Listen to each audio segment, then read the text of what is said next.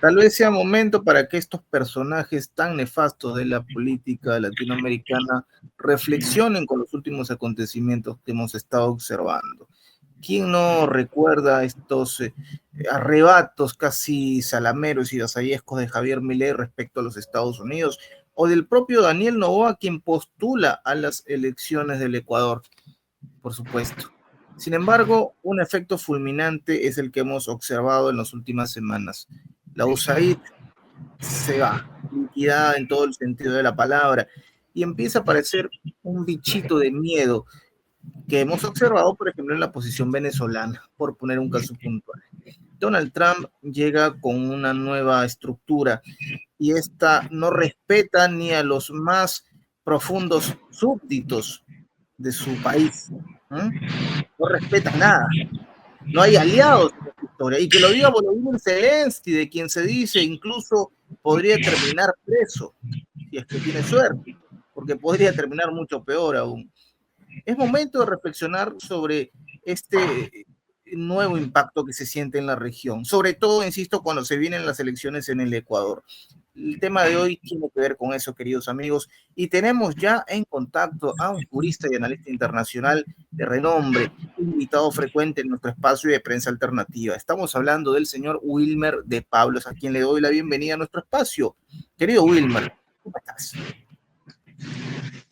Bueno, primero saludarlos a todos, a ti Enzo, a Lorenzo, al equipo detrás de los bastidores, prensa alternativa, a sus usuarios y usuarias que semana a semana nos siguen, de verdad gratamente impresionados, sobre todo por sus comentarios respecto de nuestras charlas, que las leo con mucho cuidado, con mucha atención, porque pienso que es la verdadera calificación que nos toca en base al trabajo que hacemos con mucha responsabilidad en este momento histórico, cuando tenemos claro que estamos enfrentando una guerra híbrida de cuarta, de quinta generación, o una guerra cognitiva que está dirigida desde el monopolio occidental, desde las corporaciones de la desinformación, de los laboratorios de la guerra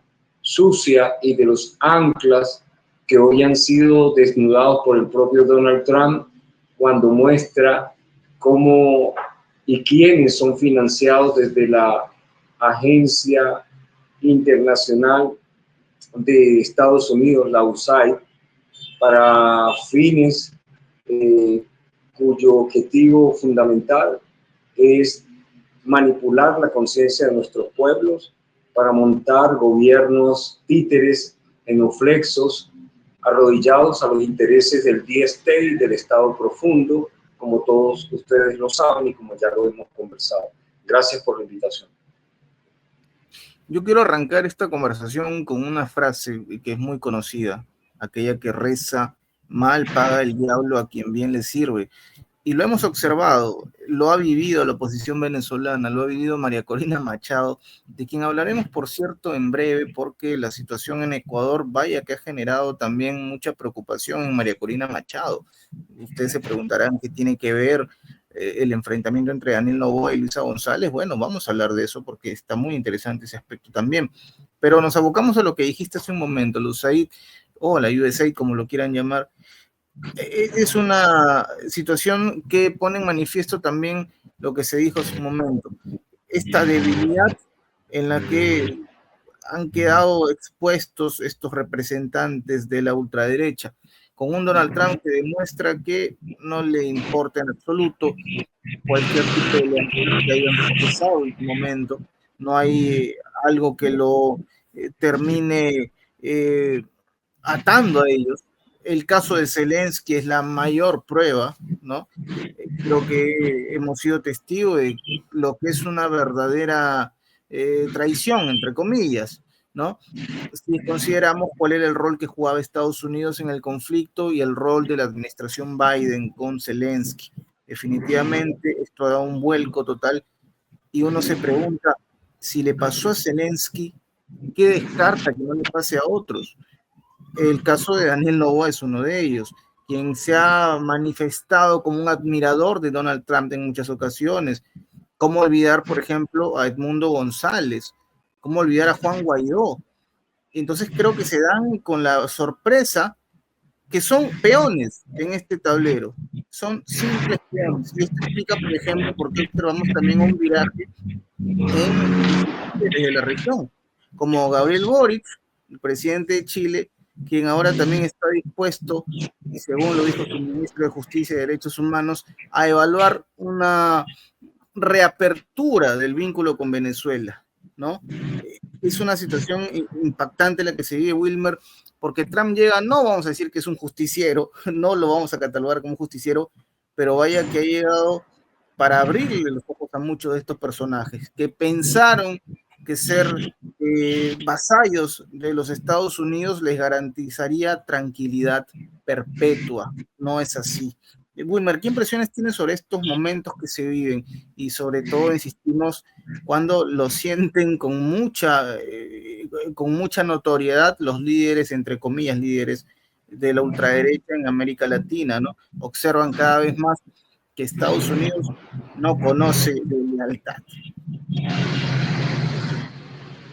Te oía con mucha atención y tocaste varios aspectos que son muy importantes, pero nosotros estamos obligados a hacer una comunicación política con visión geopolítica dirigida a nuestros pueblos, a los pueblos de la patria grande y a los pueblos de habla hispana que nos reciben, que nos abren sus puertas, su casa, y tenemos que hacerlo de forma organizada, ¿no? De forma clara, de forma transparente, de forma llana y sobre todo lo más potable posible para lograr el objetivo de la comunicación política con visión geopolítica. Es decir, darle las herramientas a nuestra gente para que puedan discernir y no ser presa fácil de toda esta estructura de la desinformación que tiene por objetivo manipular sus mentes.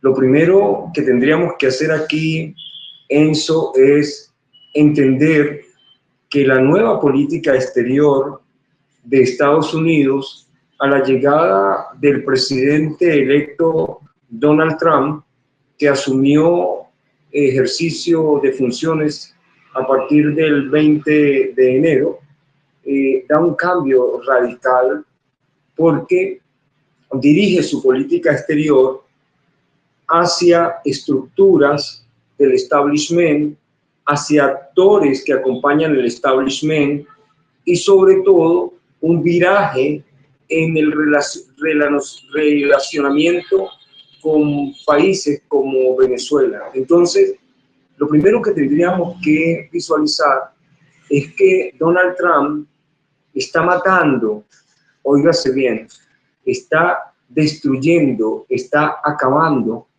las tres estructuras fundamentales que han acompañado la política exterior norteamericana y de sus aliados. Vale decir, el hegemón norteamericano le está dando la puñalada de muerte en la forma metafórica más clara posible al organismo que durante décadas ha financiado la desestabilización de países y de gobiernos conocida como la USAID o la Agencia Internacional de Desarrollo de Estados Unidos. Cuando Donald Trump pone al frente a un burócrata muy cercano, el multimillonario Elon Musk, sobre el Departamento de Eficiencia, para que vaya al vientre, a la matriz, en aguas profundas y desnude qué es la USAID, qué recursos ha manejado y a quiénes están dirigidos, pero además de eso ordena la suspensión del financiamiento inmediato de este organismo que, como todos sabemos, se encargaba de bajar recursos a las ONG, a los detractores en todos los países que les son adversos, a corporaciones, a periodistas, dedicados, por supuesto, a todo este entramado de corrupción, que manejaban recursos anuales por el orden de los 50.000 millones de dólares, está matando, de hecho, la estructura del financiamiento directo que hacía la antesala para crear el caldo de cultivo, las famosas guerras o revoluciones de color, las guerras civiles que normalmente anteceden a todos los países que tienen como objetivo de intervención a gobiernos que no les son serviles o genuflexos, porque bajo la excusa de garantizar la democracia y los derechos humanos, ellos hacían el trabajo previo.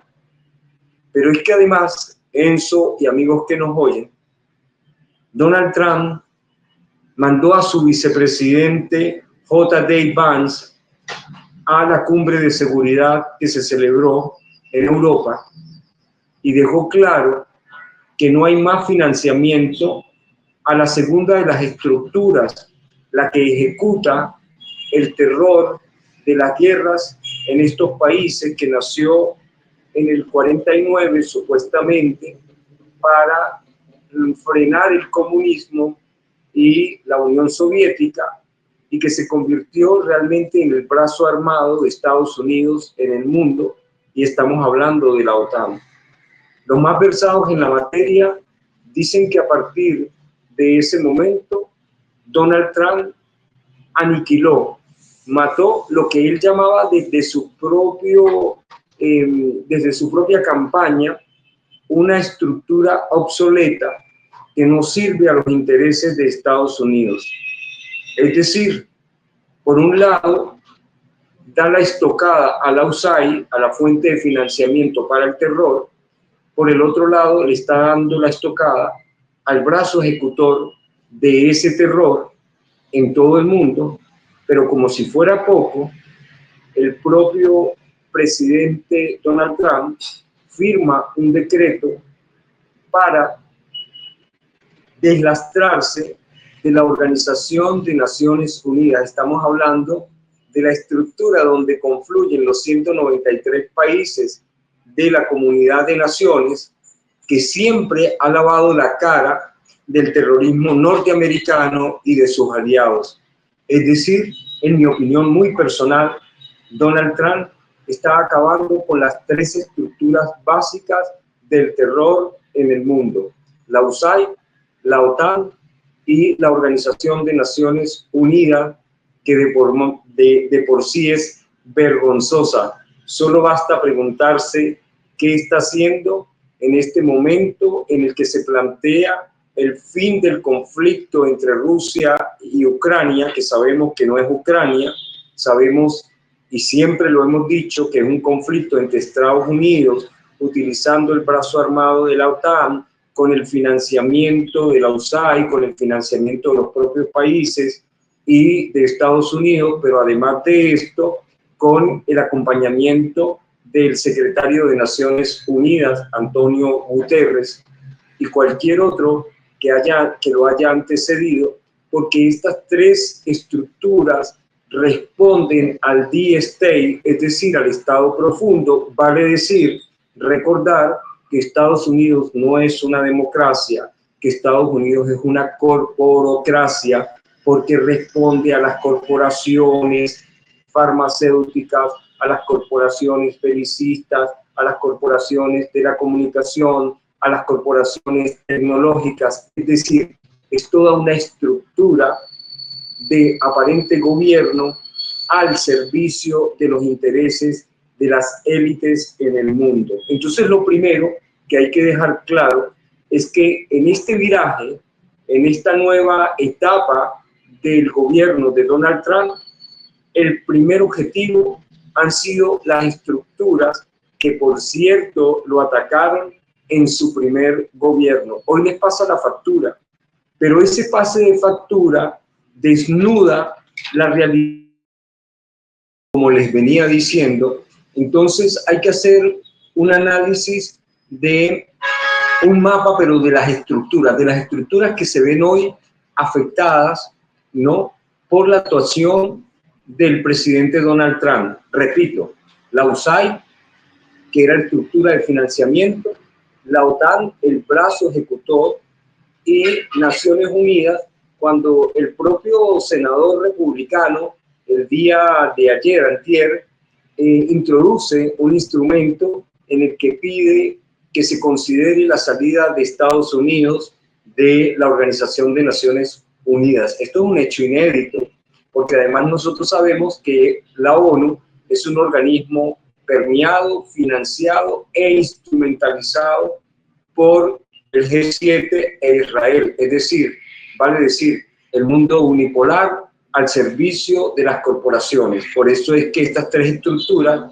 hay que analizarlas, no hay que perderlas de vista, porque en el nuevo viraje, en la nueva visión de la política exterior norteamericana, han sido las primeras atacadas. Pero además de esto, Enzo, tú hiciste referencia a varios actores, ¿no? Hiciste referencia a Zelensky, hiciste referencia a Guaidó. Bueno, también hay que hacer una lectura muy seria referida a la posición hoy de la nueva gestión de Donald Trump en relación con estos personajes. Esta semana hemos oído lo que impactó al bloque europeo, o mejor dicho, a los burócratas de Europa que solo sirven a las transnacionales y no a los pueblos de Europa, que se convirtieron en un protectorado, en una colonia y neocolonia al servicio del imperio norteamericano, que hoy les dice que el problema de Estados Unidos o de ellos no es Rusia, no es China, sino que son sus propias fuerzas internas, vale decir, ellos mismos. Pero además de esto, les dice que en lo sucesivo, Estados Unidos tiene tareas más importantes que atender y que por lo tanto ellos tienen que ver cómo se defienden en lo sucesivo. Además de esto, el propio vicepresidente J.D. Vance, enviado directo del presidente Donald Trump, les dice a los europeos, a los burócratas europeos, es decir, a la Unión Europea y a todos sus gobernantes, que se sentará a negociar directamente con Rusia, para lo cual ninguno está invitado, la Unión Europea no está invitada, y esto pone en evidencia lo que siempre hemos dicho.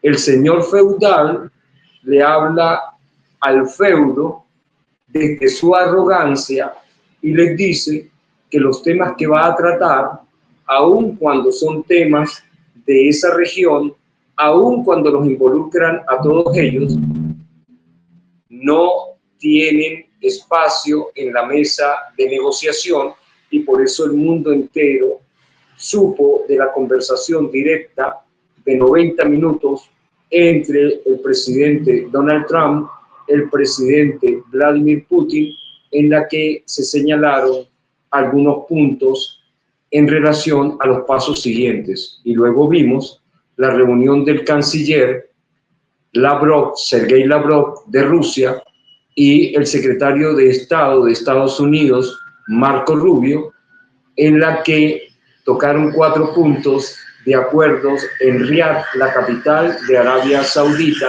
sin que Europa, sin que ningún burócrata de la Unión Europea, ni de la Comisión, ni del Parlamento Europeo se hicieran presentes en tal negociación. Es decir, se sentaron a hablar los que realmente manejan el poder.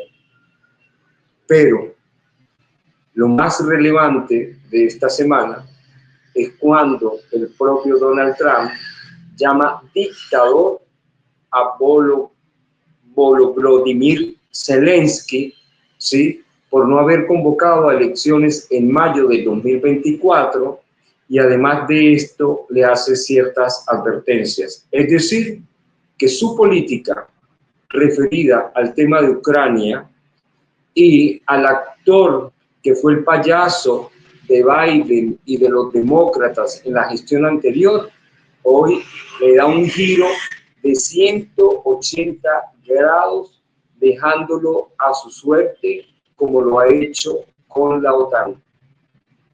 Pero además de esto, debemos analizar a otro actor en el mapa, que es Juan Guaidó, que es la ultraderecha venezolana, en Venezuela María Corina Machado, en el exterior Edmundo González Urrutia, Leopoldo López, Ledesma, Julio Borges, Carlos Vecchio, y todo un entramado de corrupción tremenda que hoy, en apenas 2 informes que se conocen de la USAID, se evidencia que recibieron 1.7 mil millones de dólares para la supuesta ayuda humanitaria en Venezuela, para el tema de la migración, para el tema de la salud, para el tema de lo cual solo el 2% fueron dirigidos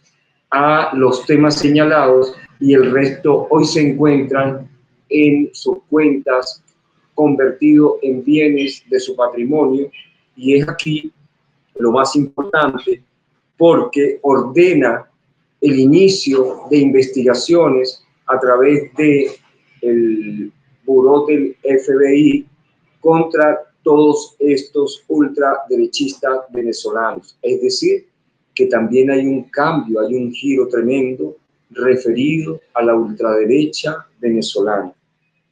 Y como si fuera poco, el tema de Javier Milei, que aun cuando lo vimos ayer entregándole una motosierra a el tecnócrata de Elon Musk, para nadie y para el mundo entero es del conocimiento público que este criptoestafador hoy tiene en Argentina más de 100 causas abiertas por haber utilizado su condición de presidente, sus cuentas personales, para invitar a pequeños inversores y cometer una estafa mundial que hoy es del conocimiento público. Es decir, que la realidad de Zelensky y quienes lo acompañaban, que la realidad de Guaidó y quienes lo acompañaban, y que la realidad de Milei y quienes lo acompañaban, hoy se encuentran comprometidas porque hay un giro real en la actuación del presidente de Estados Unidos en relación a los roles que tenían en la gestión de Joe Biden. Contextualizando, por un lado tenemos que analizar el mapa de estructuras, la USAID, la OTAN y la ONU, que hoy han perdido el respaldo y el acompañamiento de Donald Trump. Por el otro lado, el mapa de actores, de personas como Zelensky, lo que representa Zelensky, Guaidó, lo que representa Guaidó y la ultraderecha venezolana, y por el otro lado, Javier Milei, que hoy se encuentra perseguido por la estructura jurídica de su propio país en virtud de esta criptoestafa. Es importantísimo, Enzo, señalar que mientras todo esto acontece, Venezuela se crece. Venezuela se crece porque es del conocimiento público, es un hecho comunicacional público y notorio, que Venezuela lleva trimestres y trimestres de crecimiento. Pero además de esto, el acercamiento directo del presidente Donald Trump al presidente Nicolás Maduro le ha dado un giro al relacionamiento con la patria de Bolívar, con nuestro pueblo. ¿Por qué? Porque en principio han sido renovadas todas las autorizaciones que corresponden a Chevron, es decir, a la petrolera norteamericana que desde hace rato trabaja en Venezuela, que hace un trabajo de extracción y comercialización del petróleo venezolano y que ya se proyecta un crecimiento para los próximos 7 años, dado el visto bueno del presidente Donald Trump al firmarles a ellos a través de la OFAC los instrumentos que les permiten comerciar y negociar con Venezuela energía.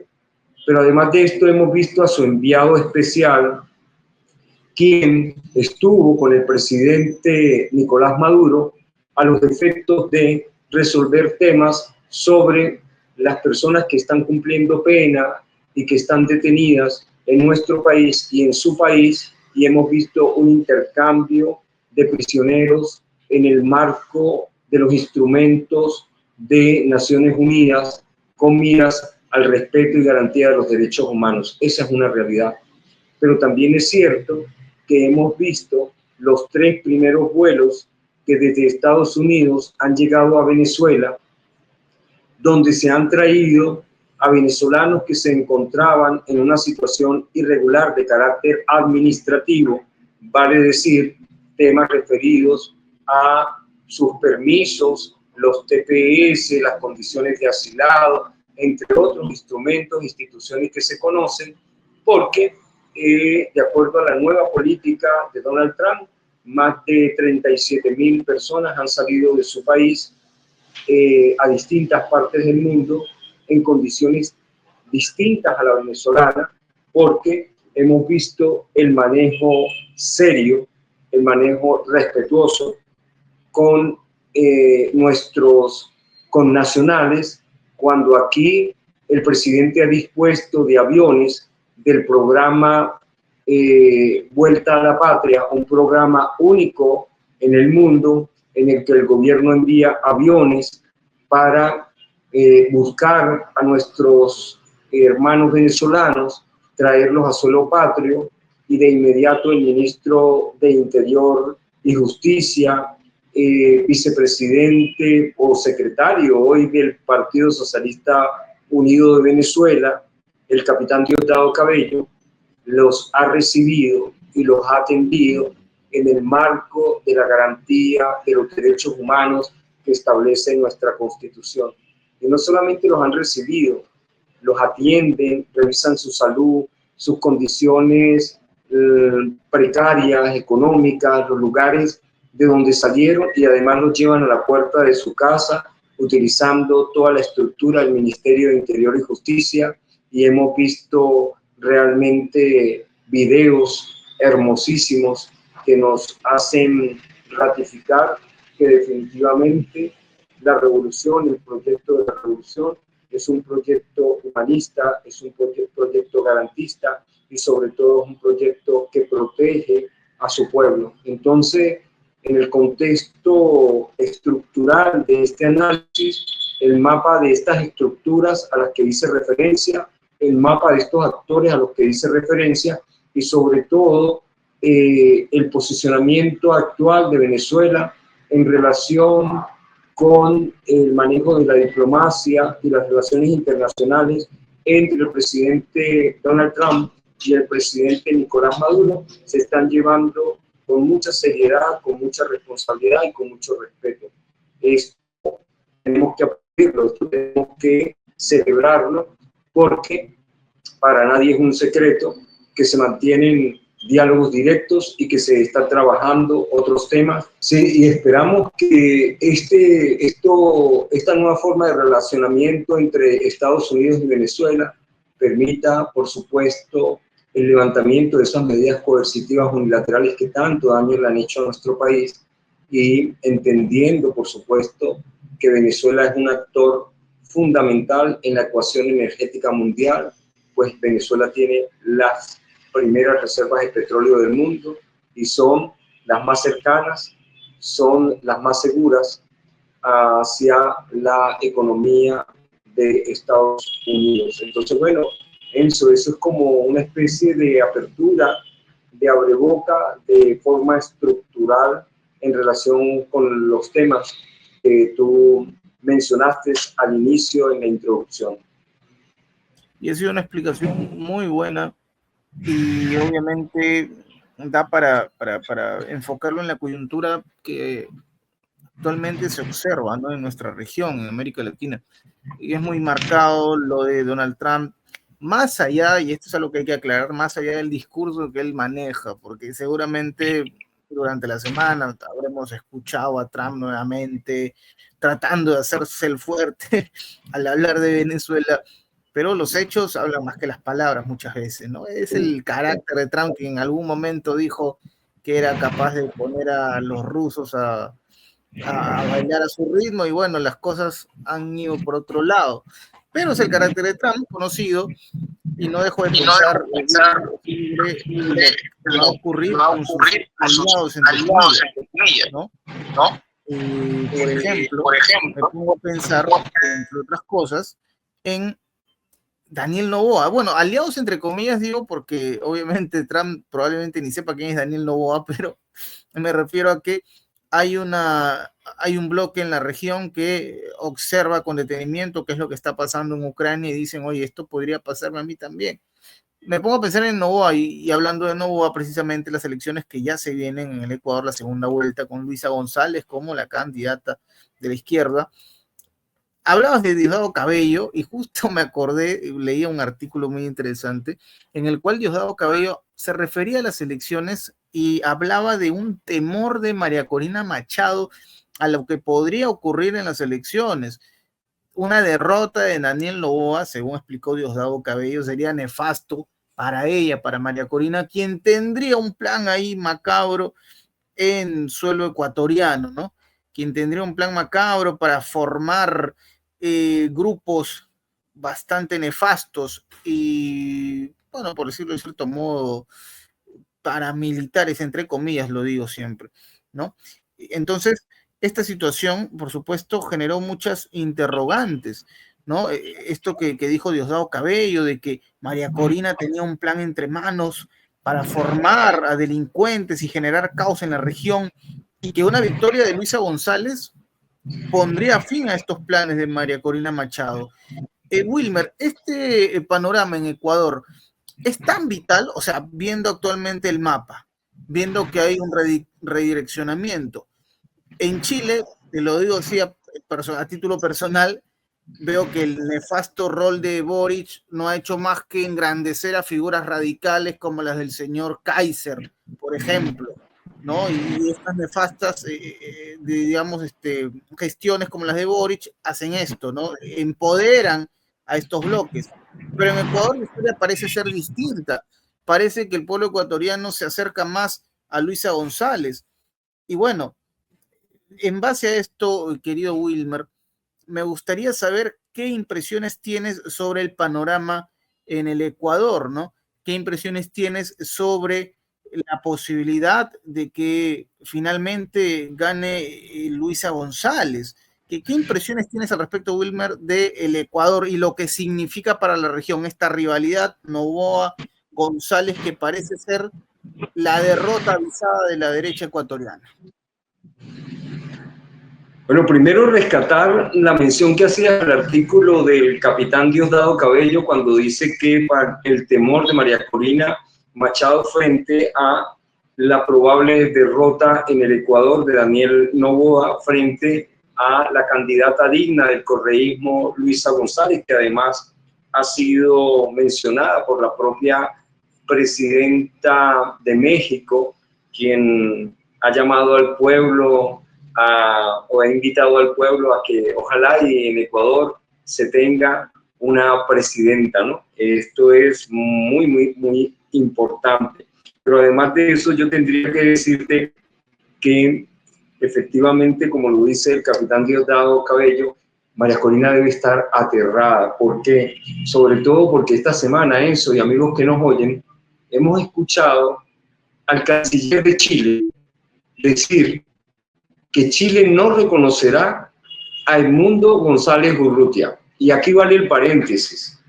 Vale recordar que hasta hace un par de semanas el relato occidental, el relato mentiroso, el relato de la desinformación, sus corporaciones de la desinformación, sus laboratorios de guerra sucia, sus anclas, solo se referían a Venezuela con el tema de las supuestas actas que nunca se presentaron y que eran la prueba real y eficiente de que Edmundo González Urrutia había ganado las elecciones. Ya hoy en el contexto, ni siquiera eso se menciona. ¿Por qué? Porque así funciona el mecanismo de desinformación del relato de los antifascistas, de los fascistas, perdón, de los antipatria, de los ultraderechistas en Venezuela y el resto del mundo. Hoy ni siquiera se mencionan las actas o las supuestas actas que ellos tenían en la mano y que eran una prueba que depositaron en Panamá para resguardarla. Además de esto, hemos escuchado al canciller de Chile decir no solo que no reconocerán a Edmundo González Urrutia, sino además, abierta y públicamente, hace una invitación para mencionar una nueva etapa en las relaciones bilaterales entre Venezuela y Chile. Es decir, se les acabó la mentira, se les acabó el relato de Edmundo González Urrutia, y hoy, cuando invitan a nuestro gobierno a un nuevo relacionamiento, es un reconocimiento tácito del presidente Nicolás Maduro, del gobierno de Venezuela y de la decisión legítima, libre, independiente y soberana de un pueblo que le dio al presidente la potestad, conforme al artículo 236, numeral 4 de nuestra Constitución, a llevar y a dirigir las relaciones internacionales. Pero es que además de esto, María Corina tiene que estar aterrada.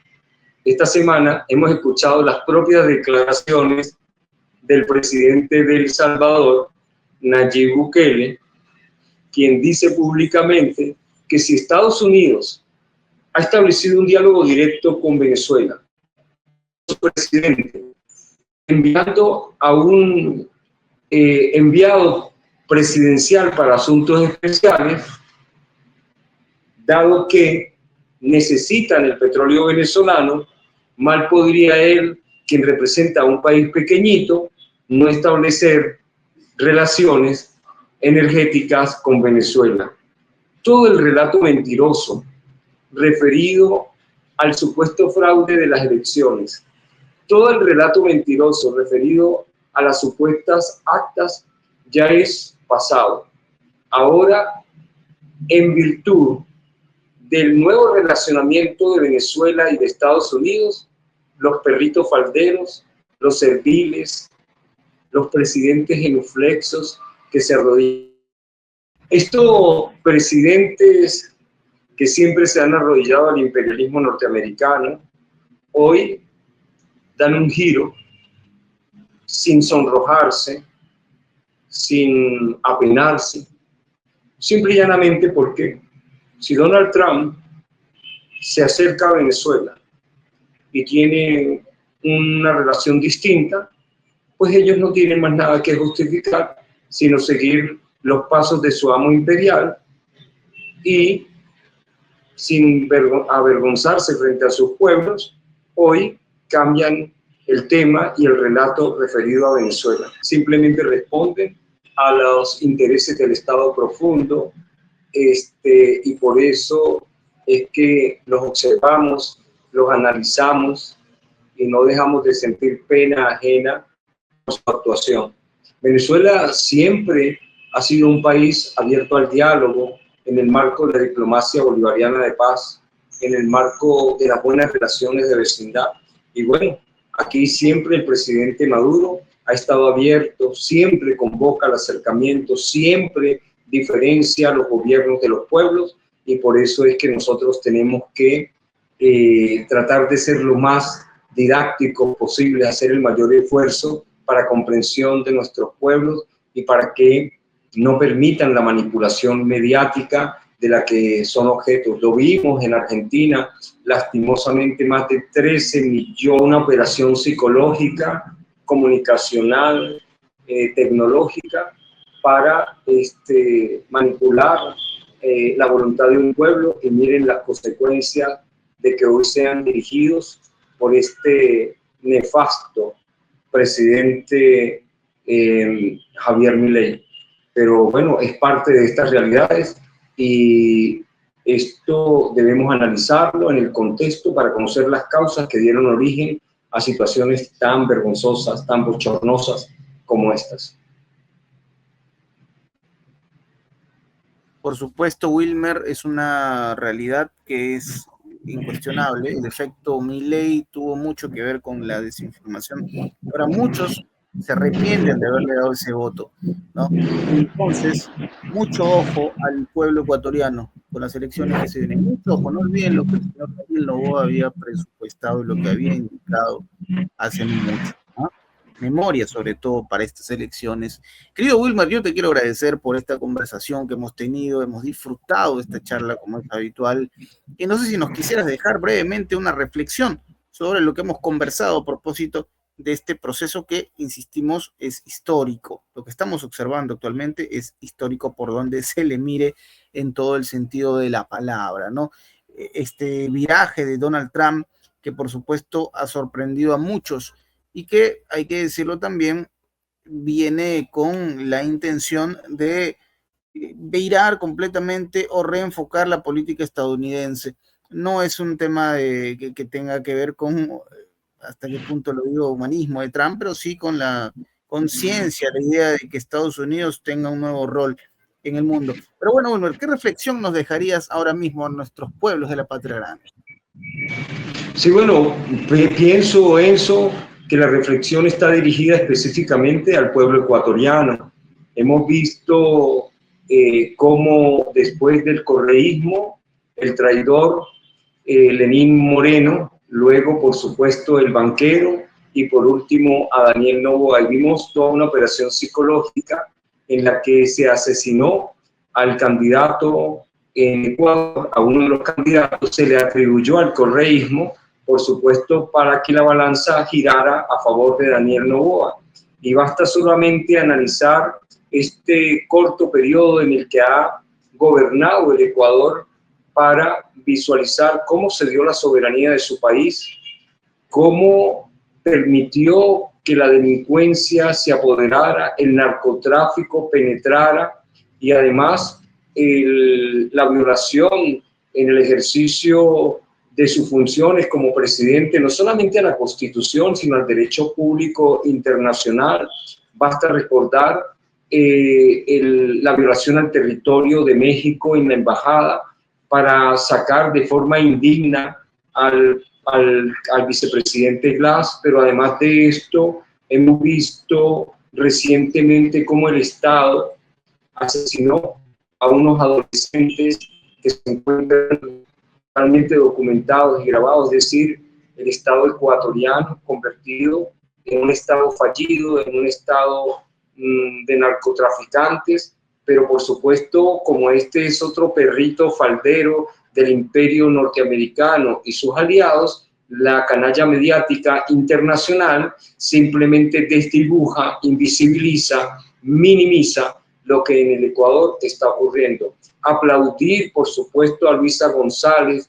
Esperamos que el pueblo ecuatoriano, digno, noble, que ha vivido toda esta tragedia, pueda imponerse. Pueblo humilde, noble, valiente del Ecuador pueda imponerse y lleve a la presidencia a esta mujer valiente, Luisa González, que no enfrenta a Daniel Noboa, enfrenta a la maquinaria del imperio norteamericano que destruyó todos los logros del correísmo, de sus años, de su década gloriosa en la que se reivindicaron sus derechos humanos y se les garantizó la democracia. Esperemos que la decisión de este pueblo acompañe a los gobiernos progresistas que hoy se levantan en la América Latina. Muchísimas gracias por la invitación, Enzo, a ti, usuarios y usuarias que nos oyen. Quiero decirle que siempre los leo, estoy muy atento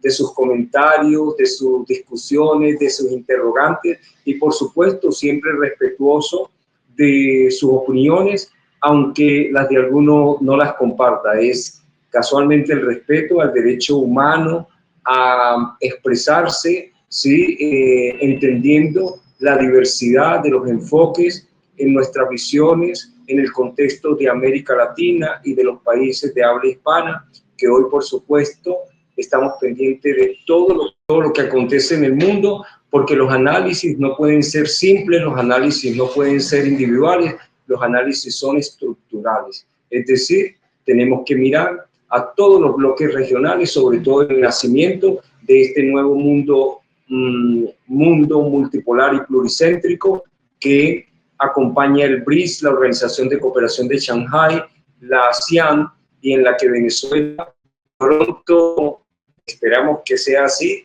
sea miembro pleno de el BRICS en esta nueva reunión que se avecina. Muchísimas gracias, los abrazo en la distancia y siempre atento de todos ustedes. Gracias, Wilmer. Ha sido espectacular esta conversación porque vamos a tener seguramente mucho sentido de pertenencia en la audiencia que muchas veces nos pide, nos clama por hablar sobre la política de nuestra región. Ojo con lo que se viene, ¿eh? Con las elecciones en Ecuador estaremos informando. Querido Wilmer, te agradezco por tu tiempo, ha sido un placer y ya estaremos en contacto nuevamente por este espacio. Nos vemos pronto, amigos de Prensa Alternativa. Mi nombre es Enzo Anchante. No olviden comentar, suscribir, darle me gusta al canal y a este video. Hasta la próxima.